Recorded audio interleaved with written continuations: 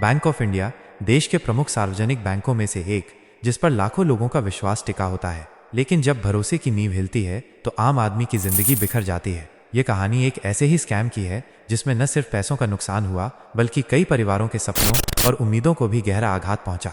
शुरुआत साल 2024 की शुरुआत थी।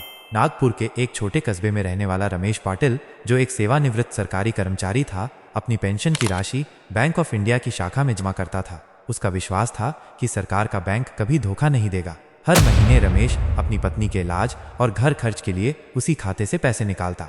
लेकिन एक दिन जब रमेश एटीएम से पैसे निकालने गया, मशीन ने लिखा अपर्याप्त शेष राशि।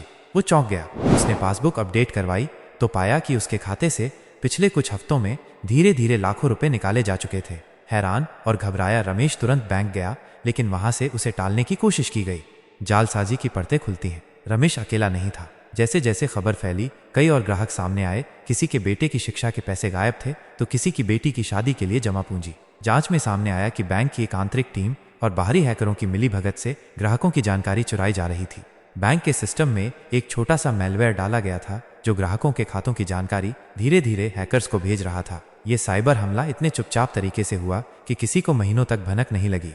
मुख्य आरोपी जांच में सामने आया कि बैंक का एक कर्मचारी संजय वर्मा, जो आईटी डिपार्टमेंट में था, वो इस घोटाले की मुख्य कड़ी था। उसने कुछ पैसे के लालच में साइबर अपराधियों को बैंक के सर्वर तक एक्सेस दिलवाया था। बदले में उसे हर खाते से निकाली गई राशि का 10% कमीशन मिलता।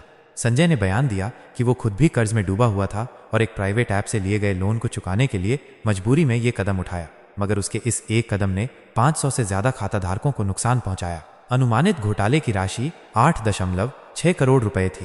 प्रभाववान ग्राहकों का विश्वास डगमगाया। आम आदमी का बैंकिंग सिस्टम से विश्वास हिल गया। कई लोगों ने सरकारी बैंकों से पैसे निकालकर निजी तिजोरियों में रखना शुरू कर दिया। मानसिक आघात। रमेश जैसे बुजुर्ग कई दिनों तक डिप्रेशन में चले गए।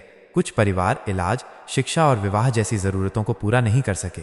बैंक की साख पर सवाल। बैंक ऑफ इंडिया को सरकार द्वारा एक प्रेस कॉन्फ्रेंस में स्पष्टीकरण देना पड़ा। उन्होंने आंशिक क्षतिपूर्ति का आश्वासन दिया, लेकिन कई लोगों को अभी तक पैसे वापस नहीं मिले। न्याय की ओर कदम। राष्ट्रीय साइबर सुरक्षा एजेंसी ने हस्तक्षेप किया। संजय वर्मा समेत 6 लोगों को गिरफ्तार किया गया। कोर्ट में मामला चला और अभी सुनवाई जारी है। इस मामले को एक मिसाल के तौर पर देखा जा रहा है, जिससे यह स्पष्ट हो सके कि साइबर सुरक्षा में लापरवाही कितनी महंगी पड़ सकती है। उपसंहार। बैंक ऑफ इंडिया स्कैम सिर्फ एक वित्तीय घोटाला नहीं था, यह एक सामाजिक त्रासदी थी। ये कहानी उस हकीकत की है जो हमें ये सोचने पर मजबूर करती है कि टेक्नोलॉजी और भरोसे का संतुलन कितना नाजुक है। हर बार जब कोई अपना बैंक बैलेंस देखता है, अब वो सिर्फ संख्या नहीं देखता, वो सोचता है कि क्या ये सुरक्षित है।